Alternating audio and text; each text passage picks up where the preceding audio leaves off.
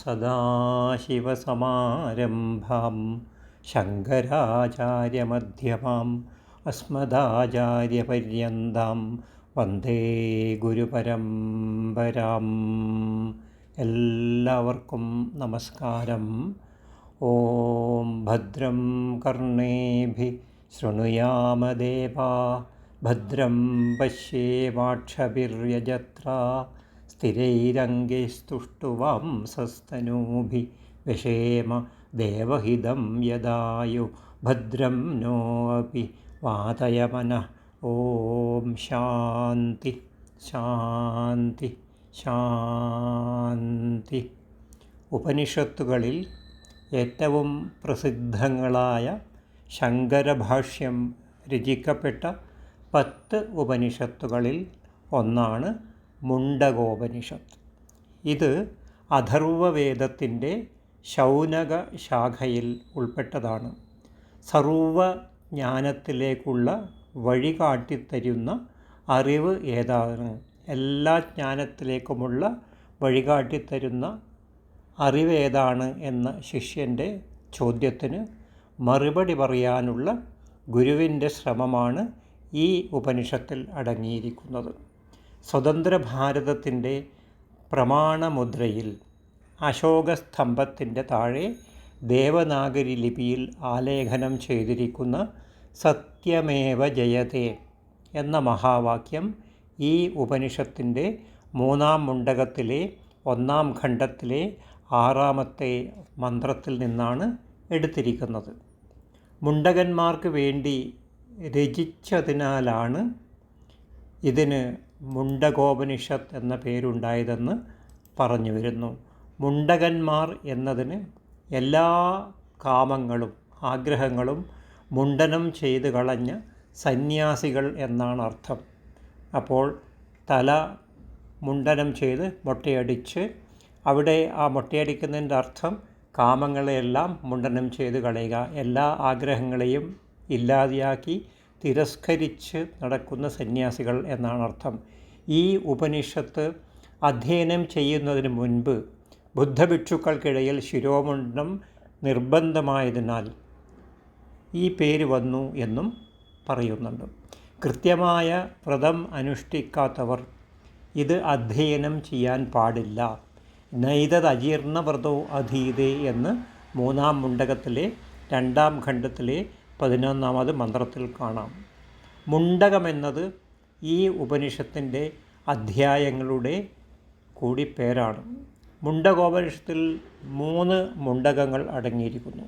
ഓരോ മുണ്ടകവും 2 കാണ്ഡങ്ങളായി വിഭജിക്കപ്പെട്ടിരിക്കുന്നു. 6 കാണ്ഡങ്ങളിലായി 64 മന്ത്രങ്ങൾ അടങ്ങിയിരിക്കുന്നു ഈ ഉപനിഷത്തിൽ. ദൈവങ്ങൾക്കും മുൻപ് ഉദ്ഭവിച്ച പരമാത്മാവിൽ അഥവാ പരബ്രഹ്മത്തിൽ നിന്ന് ഗുരു പരമ്പര വഴി ദൈവജ്ഞാനം അങ്കിരസിലെത്തി എന്ന് പറഞ്ഞാണ് 1-ാം മുണ്ടകം ആരംഭിക്കുന്നത്. അതിനുശേഷം ഉപനിഷത്തിലെ സത്യാന്വേഷണത്തിന് സന്ദർഭമൊരുക്കിയ ചോദ്യം കടന്നു വരികയാണ്.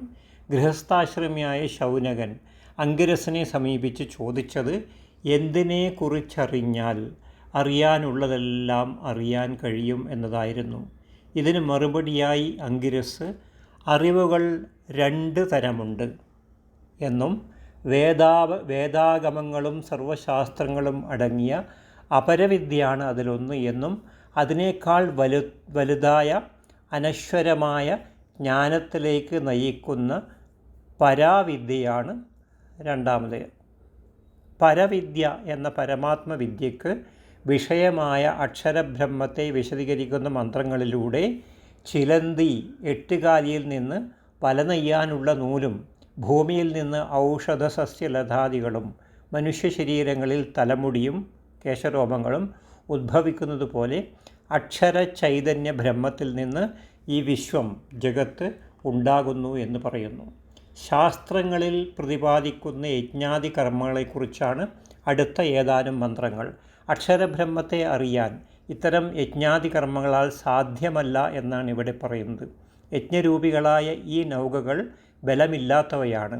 അവയ്ക്ക് വലിയ പ്രാധാന്യം കൽപ്പിക്കുന്ന മൂഢന്മാർ ജരാമൃതികളുടെ ലോകത്തിൽ നിരന്തരം എത്തിച്ചേരുന്നു.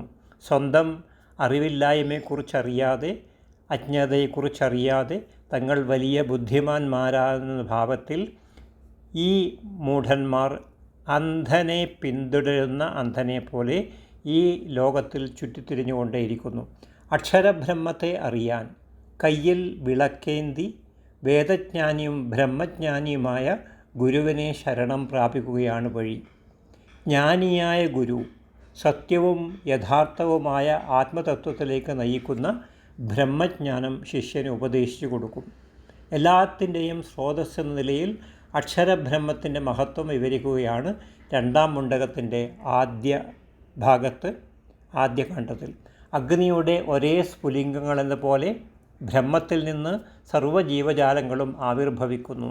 ജീവശ്വാസവും മനസ്സും ഇന്ദ്രിയങ്ങളും അന്തരീക്ഷവും വായുവും ജലവും എല്ലാറ്റിനെയും താങ്ങി നിർത്തുന്ന ഈ ഭൂമിയും അതിൽ നിന്നാണ് ഉണ്ടാകുന്നത്.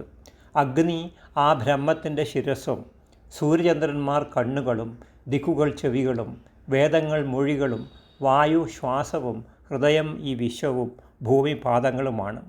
ആ ബ്രഹ്മത്തിൽ നിന്നാണ് കീർത്തനങ്ങളും മന്ത്രങ്ങളും യജ്ഞങ്ങളും ദൈവങ്ങളും അന്തരീക്ഷവും ജനങ്ങളും ധാന്യങ്ങളും സ്വപ്നാദികളും സാഗരങ്ങളും പർവ്വതങ്ങളും നദികളും എല്ലാം പിറക്കുന്നത്. സർവ്വജീവജാലങ്ങളുടെയും ഹൃദയത്തിൽ സ്ഥിതി ചെയ്യുന്ന ആ അക്ഷരബ്രഹ്മത്തെ കണ്ടെത്തുന്നവൻ അജ്ഞതയുടെ ബന്ധനത്തിൽ നിന്ന് മുക്തനായിത്തീരുന്നു. തുടർന്ന് പ്രതീകാത്മകമായ ഭാഷയിൽ ആത്മതത്വപ്രാപ്തിയുടെ വഴി നിർദ്ദേശിക്കുന്നു.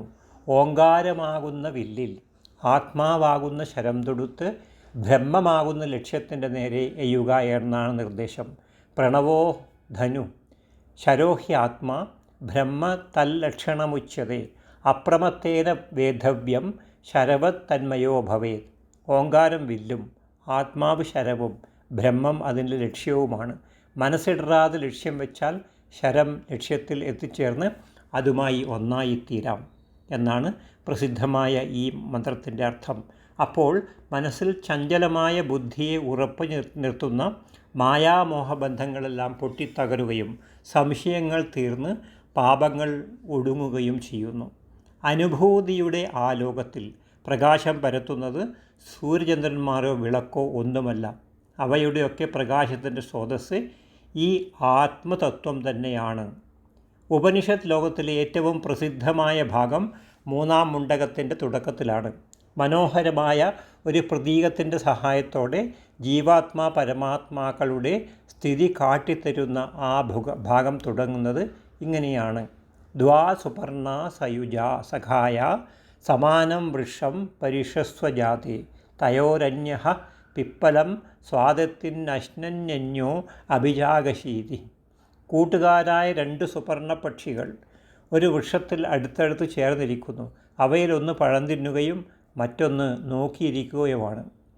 ഈ ശ്ലോകത്തിൽ ഈ മന്ത്രത്തിൻ്റെ ഉള്ള ഫലം എന്ന് പറയുന്നത് പഴമാണ്.